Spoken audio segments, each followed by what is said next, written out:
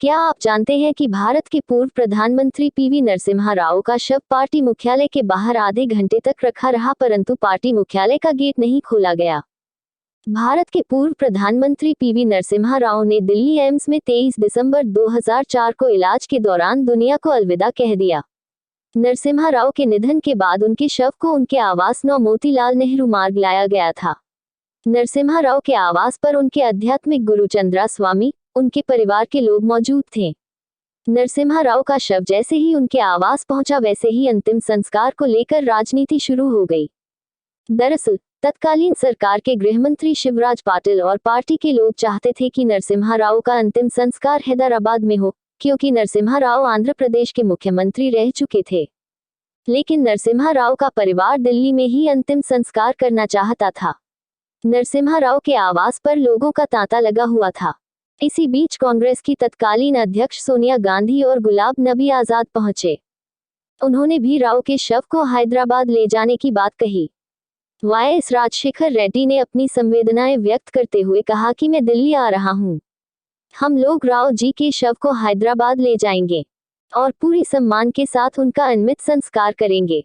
नरसिम्हा राव के आवास पर सोनिया गांधी, प्रधानमंत्री मनमोहन सिंह और प्रणब मुखर्जी भी मौजूद थे। मनमोहन सिंह नरसिम्हा राव के बेटे प्रभाकर से पूछा कि आप लोगों ने अंतिम संस्कार को लेकर क्या सोचा। जवाब में प्रभाकर ने कहा कि दिल्ली पिताजी की कर्मभूमि है। आप अपने कैबिनेट के सहयोगियों को दिल्ली में अंतिम संस्कार के लिए मनाइए। अंतिम संस्कार को लेकर चर्चा चल ही रही थी कि वाईएस राजशेखर रेड्डी भी हैदराबाद से पहुंच चुके थे। वे राव के परिवार को मनाने में जुट गए। वाईएस राजशेखर रेड्डी ने कहा, आंध्र प्रदेश में हमारी सरकार है, भरोसा करिए, पूरे सम्मान के साथ अंतिम संस्कार होगा, साथ ही हम मेमोरियल भी बनाएंगे। रेड्डी की बात के बाद परिवार के लोग थोड़ा मान गए, लेकिन परिजनों ने एक शर्त रख दी कि वह दिल्ली में पीवी नरसिम्हा राव का मेमोरियल बनवाने का भरोसा दे। इसके बाद राव के आवास पर मौजूद कांग्रेस के नेताओं ने तुरंत हामी भर दी। शिवराज पाटिल ने प्रधानमंत्री मनमोहन सिंह को राव के परिवार की डिमांड के बारे में बताया। उन्होंने भी झट से कहा, कोई दिक्कत नहीं है, हम इसे पूरा कर देंगे। अगले दिन 24 दिसंबर को नरसिम्हा राव के शव को तिरंगे में लपेटा गया और एक तोप गाड़ी में रखा गया। गाड़ी के साथ सेना के जवान भी थे। राव के शव को एयरपोर्ट ले जाया जा रहा था। रास्ते में 24 अकबर रोड पर कांग्रेस का मुख्यालय पड़ता है। राव के परिवार ने तय किया कि एयरपोर्ट जाने से पहले उनके शव को कुछ समय के लिए पार्टी मुख्यालय में रखा जाए। जैसे ही पार्टी मुख्यालय आया, वैसे ही तोप गाड़ी की रफ्तार धीमी हो गई। लेकिन पार्टी मुख्यालय का गेट बंद था। कांग्रेस नेता चुप्पी साधे रहे। दरअसल जब भी किसी कांग्रेस नेता का निधन होता था, उसका शव पार्टी मुख्यालय में आम कार्यकर्ताओं के दर्शन के लिए रखने का रिवाज था। पार्टी मुख्यालय के बाहर करीब आधे घंटे तक शव ले जा रही तोप गाड़ी बाहर खड़ी रही, लेकिन पार्टी मुख्यालय का दरवाजा नहीं खुला। विनय सीतापति अपनी किताब द हाफ लान में लिखते हैं कि जब राव के एक दोस्त ने एक कांग्रेस नेता से गेट खोलने के लिए कहा तो उन्होंने कहा, गेट नहीं खुलता है। तो वही मनमोहन सिंह ने कहा कि उन्हें इस बात की कोई जानकारी ही नहीं है। इसके बाद नरसिम्हा के शव को एयरपोर्ट ले जाया गया। वहां से वायुसेना का विमान राव की बॉडी लेकर हैदराबाद के लिए रवाना हो गया और वहीं उनका अंतिम संस्कार हुआ। विनय सीतापति अपनी किताब में लिखते हैं, राव के बेटे प्रभाकर कहते हैं कि हमें महसूस हुआ कि सोनिया जी नहीं चाहती थी कि हमारे पिता पीवी नरसिम्हा राव का अंतिम संस्कार दिल्ली में हो, और न ही वह चाहती थी कि उनका दिल्ली में मेमोरियल बने।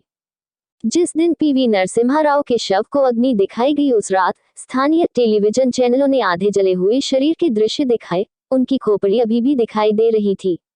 आवारा कुत्ते चिता को खींच रहे थे। इस तरह हमारे प्रधानमंत्री का अंतिम संस्कार किया गया और मनमोहन सिंह ने किसी तरह की आपत्ति नहीं दिखाई। ये भारतीय इतिहास के शर्मनाक अध्याय में से एक है। एक पार्टी कभी कभी अपने इतिहास के अध्यायों को मिटाने की साजिश भी कर सकती है, यदि सत्ता केंद्र उन अध्यायों को राजनीतिक रूप से असुविधाजनक मानते हैं। नरसिम्हा राव एक पूर्व प्रधानमंत्री थे, एक पूर्व मुख्यमंत्री और एक पूर्व कांग्रेस अध्यक्ष भी थे। उनके साथ उनकी अपनी पार्टी ने यह अपमानजनक व्यवहार किया था, जबकि उनकी पार्टी केंद्र और राज्य में सत्ता में थी। उनके पार्थिव शरीर को दिल्ली में कांग्रेस मुख्यालय में प्रवेश नहीं करने दिया गया। विनय सीतापति, जिनके पास राव के व्यक्तिगत दस्तावेजों और कागजात तक विशेष पहुंच थी, लिखते हैं कि उनका परिवार दिल्ली में राव का अंतिम संस्कार करना चाहता था। दशकों से उनकी कर्मभूमि दिल्ली थी, लेकिन कांग्रेस नेताओं ने उन्हें हतोत्साहित किया। पार्टी अध्यक्ष सोनिया गांधी के एक अन्य सहयोगी कश्मीरी कांग्रेसी गुलाम नबी आजाद पहुंचे। उन्होंने भी परिवार से अनुरोध किया कि वे शव को हैदराबाद ले जाएं।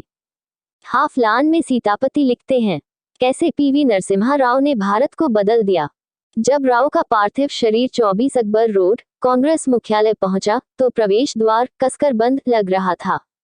हार्वर्ड से शिक्षित सीतापति, जो अब अशोक विश्वविद्यालय में प्रोफेसर हैं, जीवनी में लिखते हैं कि हालांकि कुछ साल पहले दिवंगत कांग्रेस नेता माधवराव सिंधिया के पार्थिव शरीर के लिए द्वार खोला गया था, लेकिन राव के लिए ऐसा कोई शिष्टाचार नहीं किया गया। राव के एक दोस्त ने एक वरिष्ठ कांग्रेसी महिला से कहा कि वह शव को अंदर जाने दे, द्वार नहीं खुलता है। उसने जवाब दिया। यह सत्य था, दोस्त याद करता है। कुछ साल पहले जब माधवराव सिंधिया की मृत्यु हुई थी तो उनके लिए द्वार खोल दिया गया था। मनमोहन सिंह अकबर रोड से चंद मिनटों की दूरी पर एक संरक्षित बंगले में रहते हैं। ये पूछे जाने पर कि राव के पार्थिव शरीर को कांग्रेस मुख्यालय में क्यों नहीं आने दिया गया, उन्होंने जवाब दिया कि वह मौजूद थे, लेकिन उन्हें इसकी जानकारी नहीं है। एक और कांग्रेसी आने वाला था। उन्होंने कहा, हम गेट खुलने की उम्मीद कर रहे थे, लेकिन कोई आदेश नहीं आया। केवल एक व्यक्ति ही वह आदेश दे सकता था, उसने यह आदेश नहीं दिया। प्रधानमंत्री मनमोहन सिंह हैदराबाद में हुसैन सागर झील के किनारे नरसिम्हा राव के अंतिम संस्कार में मौजूद थे। मनमोहन सिंह राव के मंत्रिमंडल में वित्त मंत्री थे और इन्होंने भारत को बदलने वाले क्रांतिकारी सुधारों की शुरुआत की थी।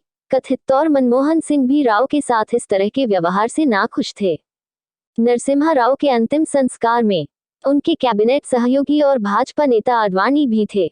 सीतापति अपनी किताब में लिखते हैं कि सोनिया गांधी नरसिम्हा राव के अंतिम संस्कार में शामिल नहीं हुई। जब गणमान्य व्यक्ति 2 घंटे बाद चले गए, तब भी शरीर जल रहा था। उस रात स्थानीय टेलीविजन चैनलों ने आधे जले हुए शरीर के दृश्य दिखाए। खोपड़ी अभी भी दिखाई दे रही थी, छोड़ी हुई पड़ी थी। आवारा कुत्ते चिता को खींच रहे थे। INS की रिपोर्ट के मुताबिक 26 दिसंबर 2004 को पूर्व प्रधानमंत्री पीवी नरसिम्हा राव के आधे जले हुए शरीर की टेलीविजन तस्वीरों ने उनके परिवार और सरकारी अधिकारियों को हरकत में ला दिया। वे अंतिम संस्कार स्थल पर पहुंचे और आधी रात के आसपास अंतिम संस्कार की चिता को पुनर्जीवित किया। शनिवार रात करीब 11 बजे तेलुगु टेलीविजन चैनलों पर राव की जली हड्डियों, खोपड़ी और शरीर के अन्य हिस्सों की चौंकाने वाली तस्वीरें प्रसारित की गईं। चश्मदीदों के हवाले से टीवी रिपोर्टों ने बताया कि कैसे अधिकारियों ने एक पूर्व प्रधानमंत्री के अंतिम संस्कार के लिए पर्याप्त जलाव लकड़ी की व्यवस्था नहीं करके उनके प्रति अनादर दिखाया था। राज्य सरकार कांग्रेस के मुख्यमंत्री YS राजशेखर रेड्डी द्वारा संचालित स्पष्ट रूप से टीवी चैनलों से महान व्यक्ति का अपमान करने वाली तस्वीरों को प्रसारित करने से नाखुश थी। ये याद रखना चाहिए कि जहां राव को पूर्व प्रधानमंत्री होने के बावजूद दिल्ली में अंतिम विश्राम स्थल से वंचित कर दिया गया था, वहीं संजय गांधी, जिनका कभी सार्वजनिक कार्यालय नहीं था, को दिल्ली में जवाहरलाल नेहरू की समाधि शांति वन के बगल में जगह दी गई थी।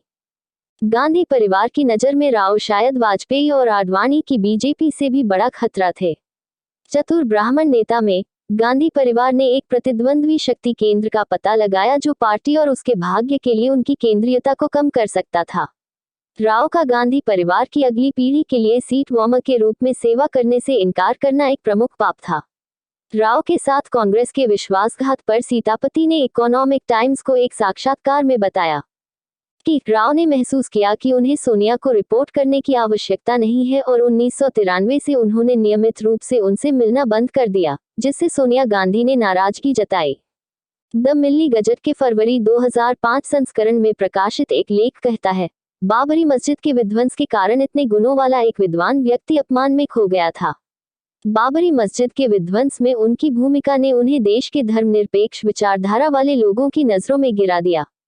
जब बाबरी मस्जिद को तोड़ा जा रहा था, नरसिम्हा राव अपनी सारी शक्तियों के साथ मूकदर्शक बने रहे, लेकिन प्रकृति ने उन्हें बाद के चाणक्य के अपमानजनक अंत को देखने के लिए पूरी दुनिया के लिए एक तमाशा बना दिया। वीडियो देखने के लिए धन्यवाद। कृपया लाइक, शेयर और सब्सक्राइब करें।